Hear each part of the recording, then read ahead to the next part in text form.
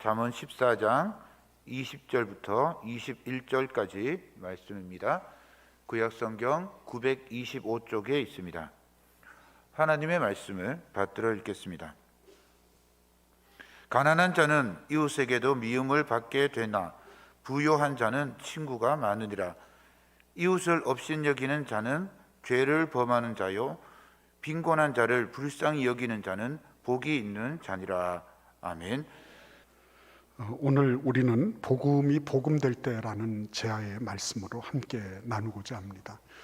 여러분들께서 이렇게 지나가시다 보면 복음을 전하시는 분들이 있잖아요. 예수 천당 불신 지옥, 예수 믿으세요, 이런저런 말씀을 하시는 분들이 계세요. 참 그분들 담대하게 복음을 증거하는 거 참 고마운 일이죠. 그러나 여러분들도 느끼시겠지만 반응은 별로 좋지가 않은 것 같아요. 그죠? 반응은 별로인 것 같아요. 그럼에도 불구하고 그분들이 외친다고 하는 거는 참 귀한 일이라고 생각합니다. 근데 왜 반응이 별로일까 하는 거를 여러분 생각해 보셨나요? 사람들이 원하는 거는 외치는 게 아니고 과정을 보여달라고 하는 거거든요. 그런데 그분들은 결과를 얘기하고 있지만 과정이 없는 겁니다. 결과는 예수 믿으면 천당 간다고, 그래, 그런데 지금이 나는 지옥인데 나중에 천당 말고 지금 천당을 줘. 그게 천당이 어디 있는 거야? 이렇게 사람들은 질문을 하는 거예요. 근데 이번에 저는 천당 비슷한, 천당이라는 말은 천국으로 이렇게 바뀌어야 되죠. 그런데 천국 비슷한 그런 모습을 제가 이번 국민일보에서 보게 됐어요. 횡단보도에 파란불이 켜져서 어떤 할머니가 그곳을 지나고 있는데 너무 속도가 느린 거예요. 어디가 편찮으신지. 그러니까 길을 이렇게 확 건너려고 하던 어떤 그 중년인 것 같은데요.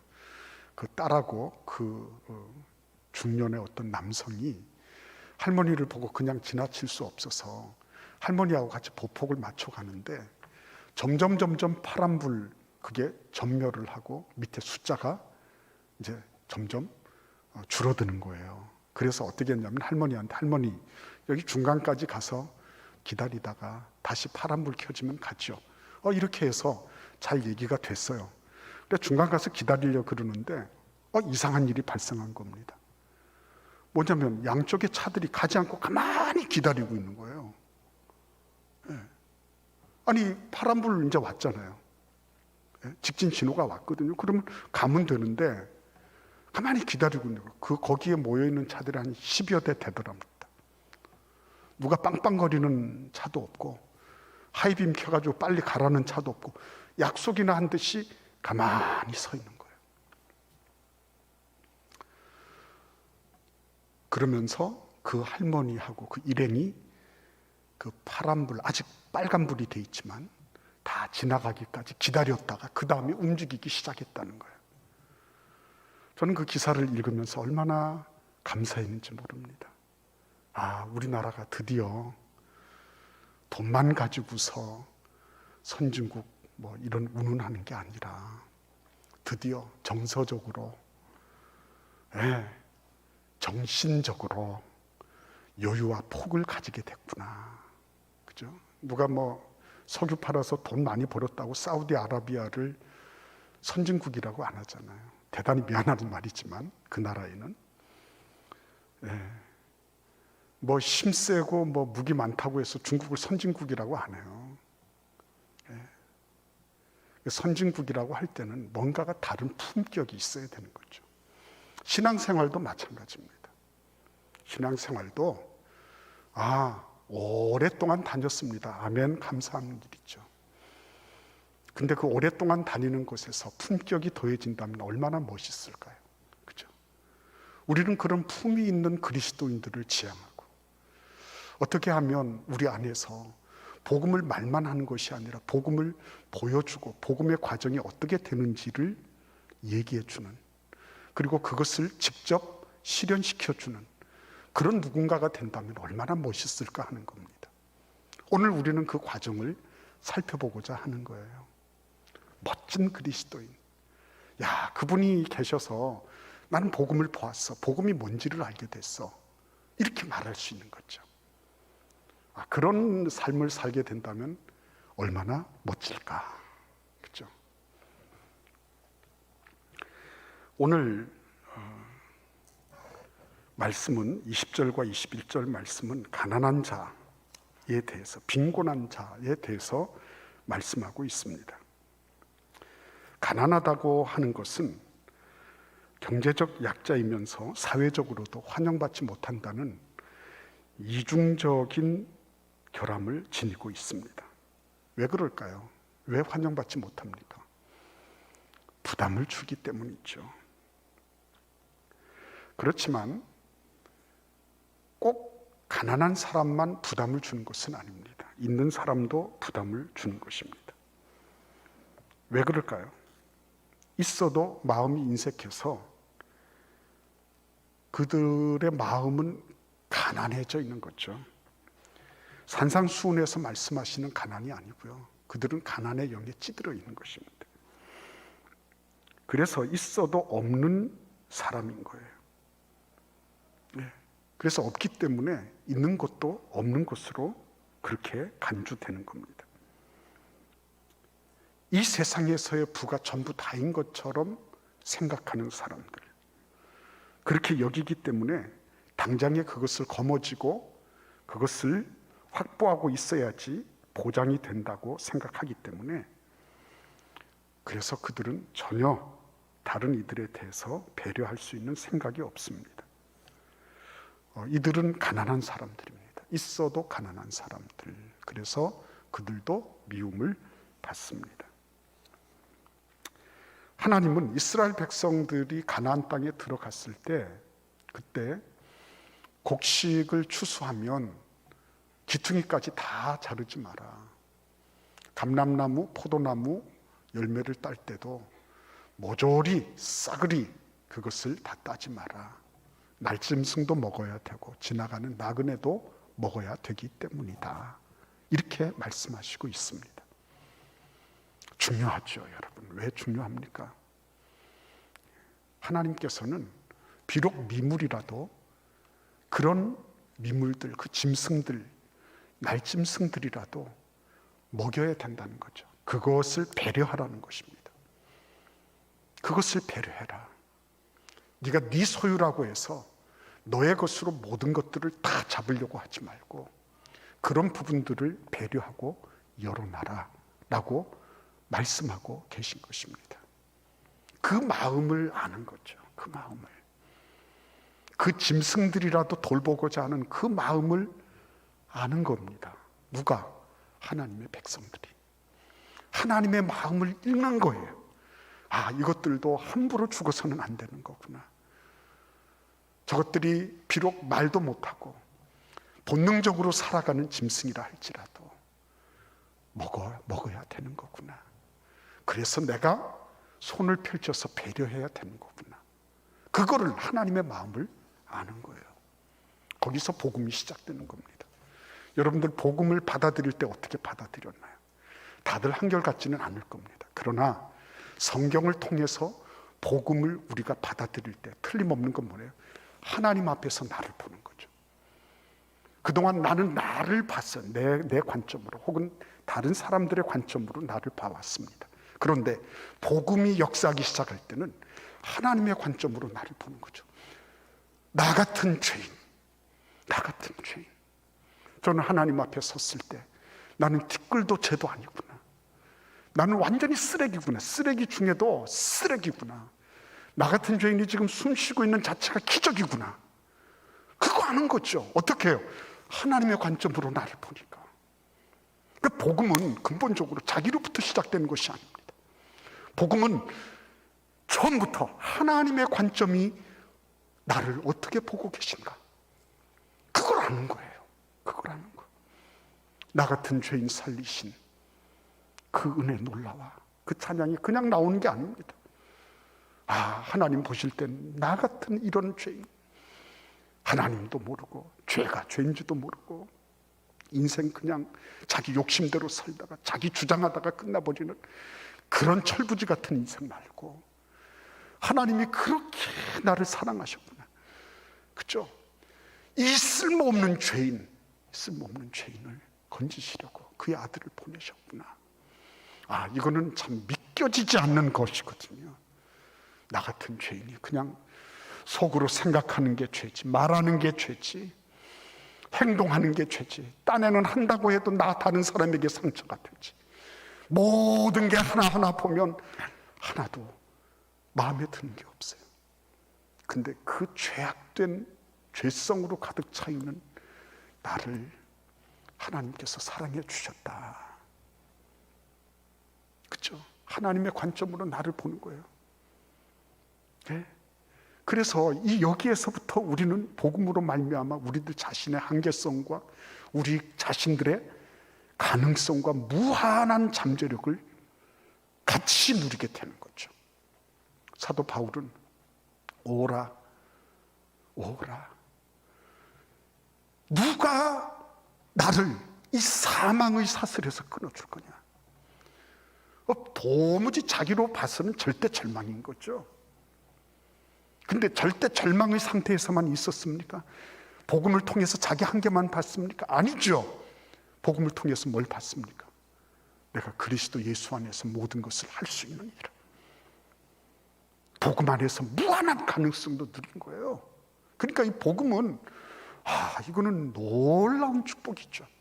하나님 앞에서 딱 나 자신을 보니까 그대로 나는 있을 수 없는 죄인이에요. 다시 고쳐 쓸 수 없는 죄인이에요.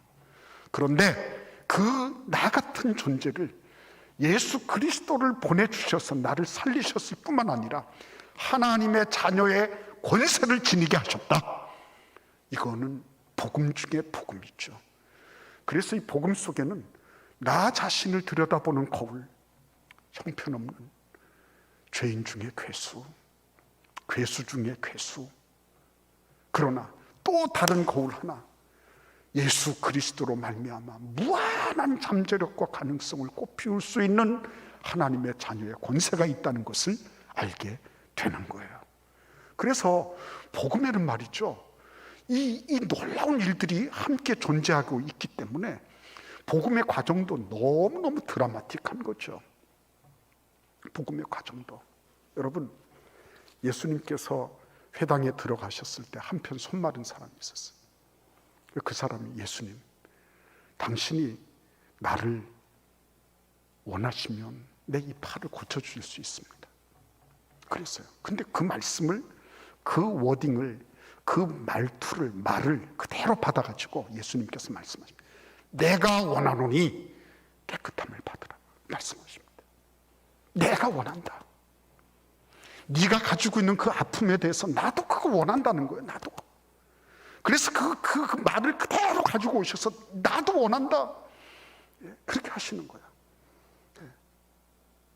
예수님은 정말 깊이 공감하신 분이었습니다. 깊이 공감하신 분. 그냥 대충 내가 너를 이해한다, 내가 너에 대해서 잘 알고 있다, 이 정도가 아니라 그의 아픔을 당신의 아픔으로 가져오신 분이에요. 그래서 실시간으로 그와 내가 함께 그 아픔 속에 같이 공존하는 거예요. 여러분들이 왜 고아가 아닌가? 내가 지금 걸어가고 있는 게 나 혼자 외롭고 고독하게 걸어가는 것처럼 보이지만 예수님께서 그게 아니야. 그게 아니야. 나도 너하고 함께 그 고통을 느끼고 있어. 함께 그 고통을 공유하고 있어 말씀하시는 거예요. 마태복음 9장 36절에 이렇게 말씀하십니다. 무리를 보시고 민망히 여기시니 이는 목자 없는 양과 같이 고생하며 유리함이라. 민망히 여기셨다 그랬습니다. 민망히 여기셨다. 헬라어 말 자체가 창자를 끊는다는 것 아닙니까? 창자를 끊어낸다. 가장 아픈 거죠. 가장 아픈 거. 단장의 슬픔 그러잖아요. 단장, 창자를 끊어내는 거. 단장의 아픔을 예수님께서 그 무리들을 보시며 느끼고 계신 거예요. 무리를 보시면서 예수님이 그들이 가지고 있는 그 아픔들, 그들이 가지고 있는 그 인간, 그 죄성이 가지고 있는 그 인간 한계들, 그들의 종착역, 그들의 마지막, 이런 것들을 보시면서 예수님은 창자가 끊어지는 것 같은 그런 아픔을 느끼신 거예요.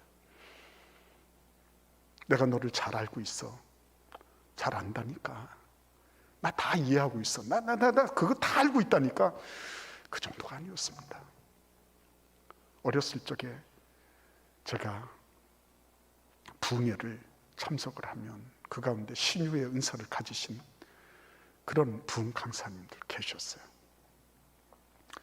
근데 그 신유의 은사를 가지게 된 배경에 대해서 이렇게 말씀하시던 게 기억이 나요. 뭐냐면 자기는 신유의 은사를 달라고 한 적도 없고 뭐를 한 적도 없는데 병자들이 이렇게 오면 너무 마음이 아파서 같이 기도해주고 기도해줬다. 그런데 어느 순간 보니까 그 사람이 아픈 부위가 나도 아프고 그 사람이 아픈 정도를 나도 같이 고통하게 되니까 하나님 앞에 절규하며 부르짖을 수밖에 없었다. 그렇게 하다 보니 내가 신유의 은사를 지닌 목사로 갑자기 바뀌게 됐다. 이런 말씀이셨어요.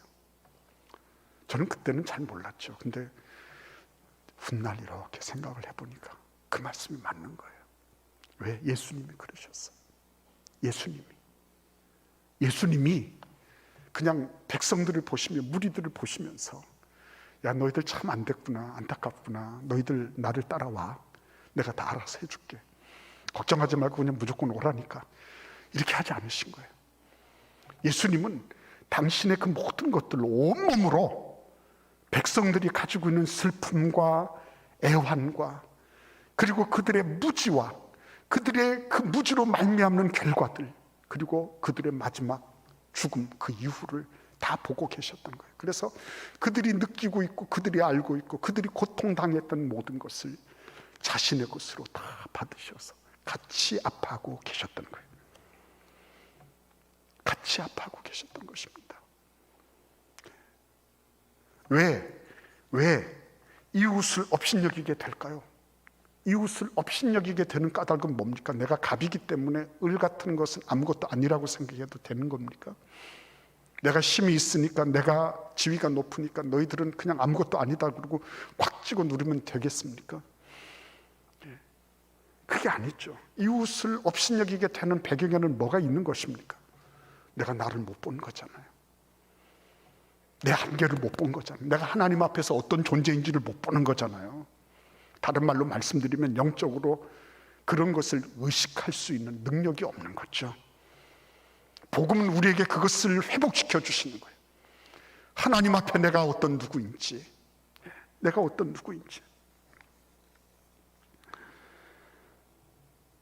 영국의 소설가 마틴 에이미스라는 사람이 삶과 죽음에 대해서 이렇게 말했어요. 삶이라는 임시직 이후에 오는 죽음이라는 상근직이 기다리고 있다는 것을 아는 것, 그게 인생이다 그랬습니다. 삶은 임시직이라는 거예요. 임시직.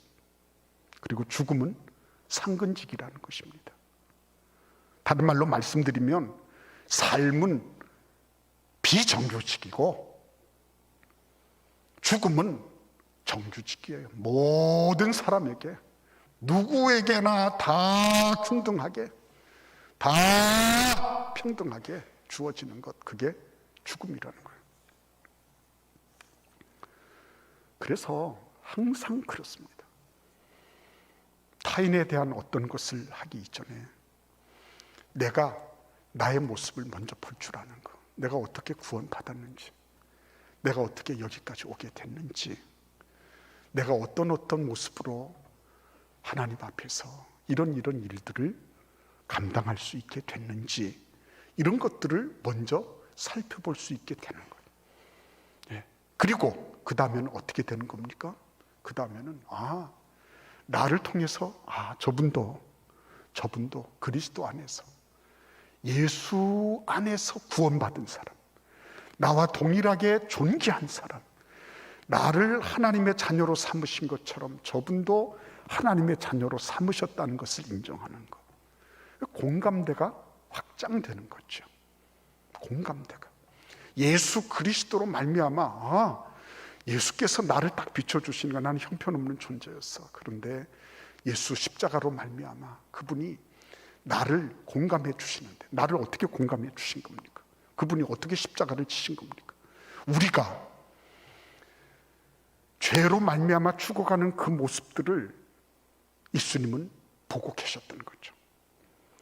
그 모습을 보시면서 그 죄악의 구렁텅이, 그리고 그 이후에 심판과 형벌의 그 무시무시한 공포 속에서 떨고 있는 인생의 모습을 보시며 그것을 향해서 차마 내버려 두지 못하시고, 그것을 공감하고 공감하시고 함께 아파하시다가, 그러다가 그 죽음의 자리에 우리가 떨어져야 될 것, 내가 떨어져야 될 걸 예수께서 대신해서 들어가시고 우리를 다 우리를 그곳에서 밀쳐내서 건져주신 거죠. 그러니까 여러분, 복음이라고 하는 거는 내가 뭘로 해서가 아니라 예수께서 깊이 우리의 처지를 공감하신 거예요. 지난 30년 동안 하나도 빠짐없이 우리의 연약함과 우리의 부족함, 인간 죄성 속에서 들끓고 있는 그 세상을 예수님은 하나도 빠짐없이 그 과정을 다 거쳐내신 거예요. 그리고 인간의 속성을 깊이 이해하신 겁니다. 그리고 그들이 가야 될 길이 어떤 것인지를 공감하고 계셨어요. 느끼고 계셨어요. 앞으로 그냥 내버려 두면 어떤 일이 벌어질까 하는 것을 깊이 보셨어요. 그래서 저대로 내버려 두면 안 된다고 결정하신 거예요. 예수님이 자동적으로, 기계적으로 무슨 프로그래밍 해놓은 그런 로봇처럼 그냥 골고다 산으로 가셔서 십자가에 척 하고 달리신 것 아닌 것입니다. 하나하나. 그래서 여러분, 이 복음 안에는 개별성이 있는 것입니다. 개별성. 복음은 막 찍어낸 대량 생산된 플라스틱 바가지 같은 게 아닌 것입니다. 예수님은 그 말할 수 없는 한 사람 한 사람을 대할 때 예수님이 그들을 무슨 일정한 틀을 가지고 대하신 적이 없어요. 일정한 틀을. 복음은 틀을 다 헤쳐버립니다. 언제 예수님께서 야, 너희들 다들 이 정도의 학력이 돼야 된다. 너희들이 나를 따르려고 하면 이런 기준이 있어야 돼. 그래서 너희들은 세상적으로 볼 때 이 정도 재산이 있어야 되고 이 정도를 미리 예치해 놓고 나를 따라야 된다. 이렇게 말씀하신 적이 없어요. 예수님은 그 틀 자체를 다 벗겨버리신 거죠. 해체해버리신 겁니다. 근데 우리는 너무 그런 틀을 쓰는 거를 즐겨하죠. 어떤 부모가 상담을 했대요. 근데 거기에 이런 내용이 나옵니다. 우리 아이가 수험생인데 공부할 생각은 안 하고 잠만 자고 그리고 눈 뜨면 게임만 합니다. 어떻게 하면 좋을까요? 이 녀석 자라서 이 녀석 뭐가 될까요? 그랬대요. 수험생인데, 그죠? 수험생인데 그 틀을 가지고 있는 거죠. 수험생인데. 그러니까 이 엄마의 마음속에는 수험생이 이래도 되겠냐 하는 그런 정죄감이 있는 거죠. 너 그렇게 해서 어떻게 할래? 너 그렇게 해서 밥 벌어먹고 살겠니? 물론 사랑해서 우러나온 거지만 자녀들은 그 틀에 딱 박혀있는 그 부분이 느껴지는 순간 마음의 문을 더 닫아버리죠. 틀 이전에 뭐가 있는 거예요? 수험생 이전에 내 자식이잖아요. 그러면 내 자식이 왜 저렇게 잠만 드립다 자고 학교 갈 생각은 안 하고 게임만 하고 앉아 있는지 내 자식이잖아요. 수험생 이전에. 그러면 어떻게 해야 되죠? 그래, 네가 왠지는 모르겠지만 너의 형편에 대해서 나는 틀을 깨버리고 내가 일단은 받아주겠다. 그게 맞는 거거든요. 그게 맞는 거죠. 그 녀석이 학교에서 왕따를 당하는지 일진들한테 당해가지고서 위협을 받고 있는지 아니면 자기의 어떤 공부 실력에 대해서 낙심을 하고 좌절했는지 모르잖아요. 그러니까 그런 부분에 대해서는 어떻게 해야 됩니까? 마음껏 얘기할 수 있도록 분위기를 만들어주고, 조금 힘들어도 그래, 네가 지금 하고 있는 부분에 대해서 내가 참고 기다려줄게, 이런 게 필요한 거죠. 근데 틀을 다 가지고서 수험생이 이렇게 되면은 이제 정제 모드로 바뀌는 거죠. 그때는 이제 끝나는 거죠. 더 이상 뭘 할 수가 없어요. 그 아이도 더 이상 대화하려고 하지 않죠. 근데 그런 얘기들이 수험생이라면 있습니까? 직장에는 없을까요? 가정에는 없을까요? 남편이, 아내가, 그죠? 교회는 없을까요? 목사가, 장로가, 이러면서 이런 틀이 없을까요? 틀을 가장 잘 만든 사람들이 바리새인들이에요. 그 사람들은 율법이라는 틀 안에 사람들을 다 놓고 거기에 정죄를 했습니다. 그래서 예수님께서는요, 바리새인들을 가장 싫어하셨어요. 예수님께서 언제 그 입에 독사의 새끼들아 이런 말씀을 하신 적이 있습니까? 근데 그 틀 안에 집어넣고 모든 사람들을 편단하고 있는 바리새인들을 향해서 예수님은 독사의 새끼들아 그렇게 말씀하셨어요. 독사의 자식들아, 그렇죠? 복음에는 그런 게 없는 겁니다. 복음은 그렇지 않습니다. 복음은 너는 이래야 된다 이전에 너는 일단은 수용되어야 된다. 너는 네 모습이 어떻든지 간에 오면 환영받는다. 탕자가 올 때도 오면 환영받는다. 그게 복음이잖아요. 남편이 돼가지고 왜 남편이 지금까지 안 하던 저런 짓을 할까? 왜 아내가 그렇지 않다가 왜 저렇게 신경질적이고 히스테릭하게 바뀌었을까? 그걸 가지고 기분 나쁘기 이전에 왜 그럴까? 그 과정에 어떤 일이 있었을까? 이거를 짐작하고 여기에 대해서 마음의 문을 열고 참아주고 기다려주고 그렇게 하는 게 필요하지 않을까요? 너 기도하지 않아서 그래. 기도하지 않아서. 맞는 말이에요. 우리는 기도가 부족하다는 것을 누구보다도 잘 아는 사람들이에요. 기도 부족함에 대해서 시험 치자 그러면 우리가 1등 할 거예요. 근데 거기다 대고 너 기도하지 않아서 그래. 그 말을 해서 그렇습니다. 그리고 회개하고 기도하면 참 얼마나 좋겠습니까? 그러나 그보다는 그래. 나 기도 부족해. 어떻게 하자고. 나 기도할 힘도 없어. 기도하고 싶은 마음도 없어. 근데 나보고 기도하지 않는다고 네가 정죄를 했어. 그래, 너는 그러면 얼마나 기도하니? 이렇게 나가는 거죠. 공감하는 겁니다. 그래, 네가 그런 일을 당했구나. 그런데 하나님의 관점으로 보는 거죠. 그래, 나도 기도하지 못할 때가 있었어. 나도 기도가 안 될 때도 있었어. 그렇죠? 그리고 그렇게 말해주면 얼마나 좋을까요? 그래, 네가 이런 일을 당한 거 보니까 내 기도가 없었구나. 내 기도가 부족했구나. 미안하다. 그게 공감하는 거죠. 그게 너 이놈아 수험생이 돼가지고가 아니라 야, 네가 그런 일을 당하는 줄을 내가 몰랐다. 미안하다. 그렇죠? 그게 공감하는 것 아니겠어요? 복음은 공감하는 겁니다. 깊이 공감하는 겁니다. 복음이 복음 되려고 하면 나의 틀을 가지고 강요하고 억압하고 그 틀에 맞추려고 하는 게 아니라 그래, 그렇구나. 그래, 내가 기도가 부족했다. 미안하다. 응? 그래, 힘들어도 그래도 어떻게 한번 해봐야 되지 않겠니? 그래서 예수께서 십자가에 달리신 이유가 뭐라고요? 그거잖아요. 깊이 공감하시고 아픔을 아시니까요. 그 아픔을 우리에게 넘겨주기에는 너무 이게 극심한 거예요.